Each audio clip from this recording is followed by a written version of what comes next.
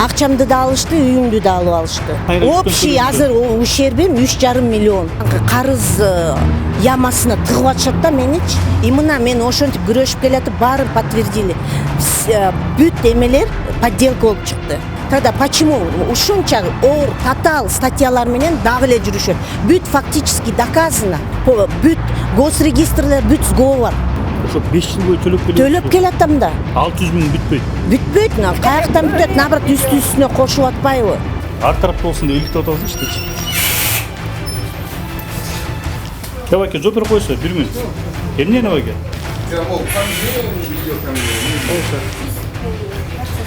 Салам алейкум, кандайсыз? Салам алейкум, жакшы. Пока мына видеокамераны коюп туруңар. Ее квартирой мошенническим путем завладела микрокредитная компания John Company. В настоящее время всем участникам почему-то не предъявляется обвинение, но это какое-то снисхождение со стороны следствия идет. Кому-то деньги дали, заинтересовали, поэтому и не хотят привлекать. Биздин редакция Чүй облусунун тургуну Айткүл Мусакожоева кайрылды. Ал 2017-жылы UCH микрокредиттик компаниясынан кредит алат. Бирок кийинчерээк John Company микрокредиттик компанияда иштеген таанышы төмөн пайыздан насия алып берүүнү сунуштап, аны UCH-теге карызын сатып алышат. Ошол кездеги сумма 600 миң сомду түзгөн. 2017-2019 жылдар аралыгы Айткүл Мусакожоева 660 миң сом төлөгөн. Калган карызы 337 миңди түзгөн. Бирок John Company микрокредиттик компаниясынын эсеби боюнча жана үстөк штрафтарды кошкондо жалпы сумма 1,5 миллион сомго чейин жетип кеткен. Мусакожоевдун айтымында бул жагдайга байланыштуу батирин күрөө катары койгонго аргасы болгон. Абдраева Бермет деген мен ишеничиме кирип, мындай дос катары болуп эле жардам катары кылып берейин деп, рефинансирование кылайын деп эмемди алганда, квартирамды өз компаниясына өткөзүп алат. Көрсө башында эле ушу жаман ою менен өткөзүп алыптыр. Кредит берем деп эле, ал кредиттен да өтпөптүр. Процентың, пеняң, эмелериң бүт көбөйүп кетти деп мени алдап башташат. Анан кысып башташат. 3 жыл мен төлөйм.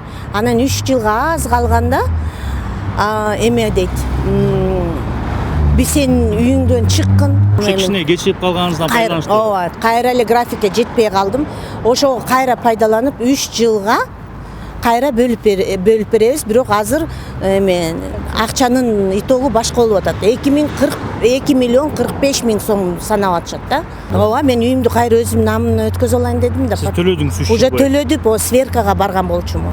Такташайын деп бардым. Такташайын деп барсам, анан ошентип койду. Биз экинчи тарап микрокредиттик компания John Company'нин өкүлдөрүнөн да интервью алууга аракет кылдык. 1,5 миллион сомдор боюнча. Бар, бул жерде бар материал. Сиз кызыңызга кандай болуп өттү эле? Буяктуу кызыңыз. Чобайке жооп берип койсоңуз, Кайрат Кенжебаев. Ар тарапта болсун деп иликтеп атабыз иштечи. Чобайке жооп берип койсо, 1 минут. Эмне набайга? Да, адвокат айтып атат байке, сиздерди айтып койсо жакшы болмок да. Мен вообще Жок байке, мыйзамда болсо эмнесин жашырып атасыз? Байке. Жок, квартира кандай өттү эле силерди? Ооба байке. Мен Өмөтчү Ниязалиев болом, капитан милиция. Бизде Чүй ГУда пресс-служба бар. Байке барып көрсөтүп. Пресс-служба менен Байке билебиз, баарын айтылган. Анан келип тартсаңар болот. Сиз билбейсизби чалганда? Мен билем. Бизге уведомление келген жок. Уведомление келген. Журналисттер келди деп. Бизге чалат да. Бизге кагаз. Айтылган, Замир байке айтылган, Нурлан Майрамбек экскурсия баарына жөнөттүк кой. Биз дагы эмне кылышыбыз керек? Майрамбекке чалып көрөлү. Чалып көрүңүз өзүңүз. Жок, тартабыз эми. Кайрат Кенжебаев. Байке, сиздин атыңыз Жонбу? Сиз компанияңыз боюнча кандай болду деп айтып берип коесузбу? Ошол жана кредит компаниянын ээси экен, эч кандай суроого жооп бербей койду. Жабырлануучу Айткүл Мусакожоева окуянын чоо жайын кенен чонон айтып берди. Түшүнгөн боюнча 600 миң алгансыз, еще сиз 1,5 миң төлөгөндөн 1,5 миллион төлөгөндөн тышкары квартираңыздагы көздөрүнө каттатып болот чоң. Эмне болгон, кандай болгон окуяны? Башында мындай болгон. Абдраева Бермет деген мен ишеничиме кирип, мындай дос катары болуп эле жардам катары кылып берейин деп, рефинансирование кылайын деп эмемди алганда, квартирамды өз компаниясына өткөзүп алат. көрсө башында эле ушу жаман ою менен өткөзүп алыптыр. Кредит берем деп эле ал кредиттен да өтпөптүр. Өзүнүн эле акчасына үйүмдү өзүнүн намына эмес, өзүнүн компаниясына өткөзүп алыптыр. Анан өзү эле намына өткөзүп салат Сиз квартирасын. башта кредит алып атасыз да? Ооба, бирок Канча алдоо алып жол 600 000. 600 000 алдыңыз, анан сага рефинансирование кылып берем, кайрадан Ооба. каржылоо кылып берем, бирок биздикин өттөп, Ооба, биздин компания. квартираны кой деп атат. Ооба. Кайсы компанияга? Johnny Company. Квартираңыз өттү, анан Квартираны Ай сайын төлөп өтүптүр. келатасыз. Ооба, ай сайын төлөп келатам, бирок кичине артта калып калдым. Ошого пайдаланып булар үйүңдү биздин үстүбүзгө өткөзүп бер, биздин өткөзүп бер анткени деген проценттин пеняң эмелериң бүт көбөйүп кетти деп мени алдап башташат, анан кысып башташат. Мен макул кылам, өткөзүп берем. Бирок деген ошол мөөнөттү 3 жылга кайра бөлүп берет. 3 жыл мен төлөйм. Анан 3 жылга аз калганда эме дейт. Биз сенин үйүңдөн чыккын, акчаң да жок, үйүң да жок дешет. сиз барсаңыз ошондой айтып атат. Ооба, мен үйүмдү кайра өзүм намына өткөзө алайын дедим да. Сиз төлөдүңүз 3 Уже жыл бою. төлөдүп, о сверкага барган болчумун. Такташайын деп бардыңыз. Такташайын деп барсам, анан ошентип койду. А мен айттым, жок, мен кайра 3 жылга бөлүп беребиз, 2 миллион 45ке кайра договор займ түз дешет мага. Котуңуз түшүнүп алалы. Ошондо сиз 600 000 деп алгансыз, ошону төлөдүңүз. Анан келгенде кайра квартираңызды бирөөгө коюп, ошонун акчасы деп дагы 3 жыл төлөдүңүз. Ооба. Анан келсеңиз дагы 2,5 миллион карсын дагы 3 жыл төлөйсүңүз. Ооба, дагы. Ооба, анткени деген пандемия болуп калды. Анан ден соолугум Кичине кечирип калганыңыздан байланыштуу. Ооба, кайра эле графикке жетпей калдым. Ошого кайра пайдаланып 3 жылга кайра бөлүп беребиз, бирок азыр акчанын итогу башка болуп атат. 2 миллион 45 000 сом санап атышат да. А мен айттым, жок деп туруп мен кеттим. Арестке үйдү коюп туруп, ошундай разбирательство болуп, мына бүт такталдым. Подписи баардыгы тең подделка чыгышты. Өздөрүнө кантип болгон булар? Сиз макул өзүңүз Макул, ооба, мен макул кылдым, анткени карызыман мени алдап атышпайбы? Үйүңдү акчабызды бересиң, кайра өткөрүп бересиң деп. Бирок бүттү, андай болгон жок. Акчамды да алышты, үйүмдү да алып алышты. Ошол.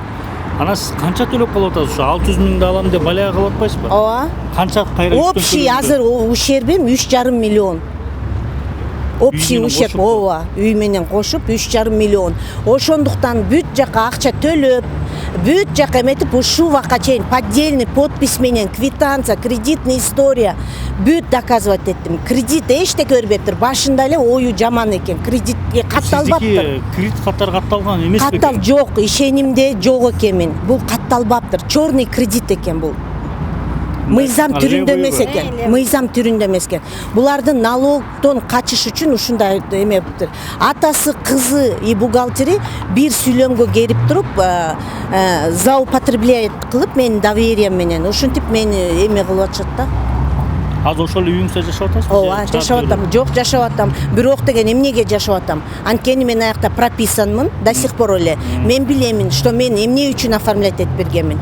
И булар Бирөө катары эле коюп тургансыз да. Кепилдик катары эле коюп. Кепилдик, о, карызмын, Эч кандай кепилдиги. саткан эмессиз. Жок, саткан мен сатсам ошол жакта мен жашамак белем. 5 балам менен. Сатып келсе жанагы эле акчаңызды 3-4 жыл жаап коймоксуз да. Ошондо. Ошентип туруп дагы эле ошого тойбой, дагы эле мени жанагы карыз ямасына тыгып атышат да меничи. И мына мен ошентип күрөшүп келатып баарын подтвердили. Бүт эмелер подделка болуп чыкты. Черный кредит. Толтура эми нарушенияларды аларды айтпай эле коеюн, азыр өзүлөрү билиңер билесиңер.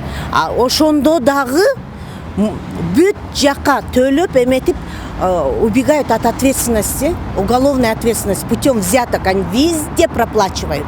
Если не так, тогда почему ушунча оор татал статьялар менен дагы эле жүрүшөт? Бүт фактически доказано.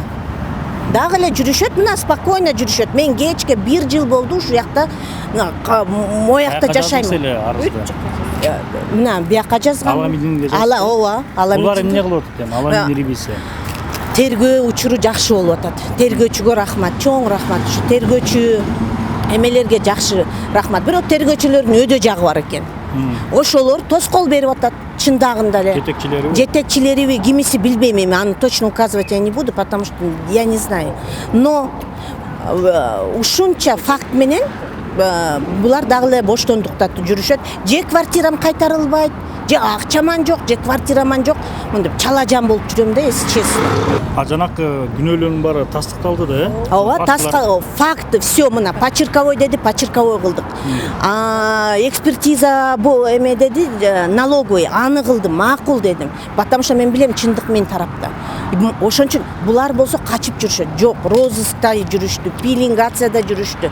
Бүт жакта жүрүштү, дагы эле мына араң оперлер кармап келишти буларды. Же адрестери так эмес, же адрестеринде жашабайт экен. Бүт все у них скрыты. Ушу өзүбүз тергөө амалдары менен өзүбүз доказывать этип, прям момтуп эле алып келип да, күчтөп, если честно. Бир тергөө жакшы жүрөт, бирок жыйынтыгы жок. Жакшы, ооба, эми калп айткан зачем? Тергөө өтө жакшы болуп атат. Бүт на профессиональном уровне, мындай, на законном основании болуп атат да. Давайте, если сиздики чын болсо, тактаңыз деп атат. Тактайлык деп атат. Вот биз тактадык, ушул убакка чейин тактап келатык. Уже нечего тактап. Бүт госрегистрлер, бүт сговор. Бул качан болуп атат? Бул окуя качан кредит алып атасыз? 2017 жылы. 2017 жылы. А могу жана каша ботко качан башталды? Муну качан билдиңиз? Ошо үйүңүздө өтүп кетип, акчада каржы болгонуңузду? 22 жылы 22 жылы 29 ноябрь. Ошо 5 жыл бою төлөп келет. Төлөп келатам да. 600 миң бүтпөйт. Бүтпөйт, каяктан бүтөт? Наоборот, үстүнө кошуп атпайбы?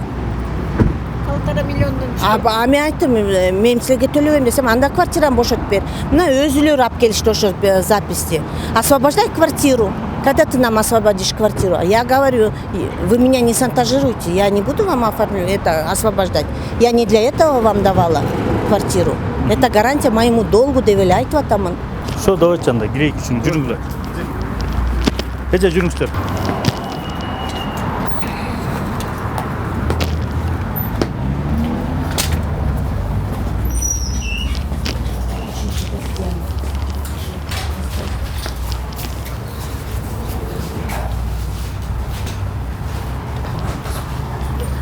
Тергөөчүгө ортосуздарбы же?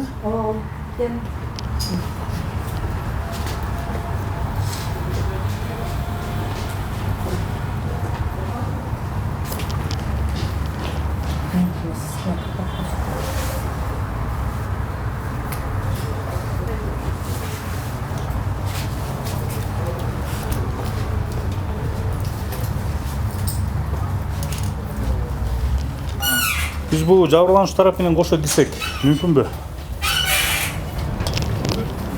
Кире берели. Айтып коюңузбу, нөмөтчүлүк айтып коюңуздар.